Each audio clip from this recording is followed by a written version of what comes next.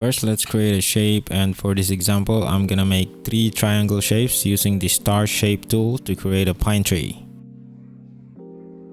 Use down arrow to decrease the corner until it becomes a triangle shape. Let's arrange it. Now I will make a copy of the triangle shape by going to the edit menu and select copy. To paste it, go back to the edit and select paste or Ctrl V. Let's scale it to be larger than the first triangle. I'm gonna do it one more time and again make it larger than the second triangle. Now let's make the stem part using the rectangle tool and put it at the bottom.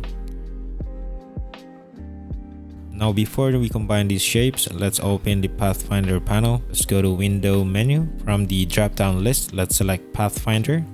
For shortcut, Shift Ctrl F9. Now let's select all 4 shapes, and under Pathfinder panel, let's select the Unite under Shape Mode section. Now these 4 shapes were combined as one shape. You can also duplicate this again and select them both and click the Unite again to join these trees as one shape.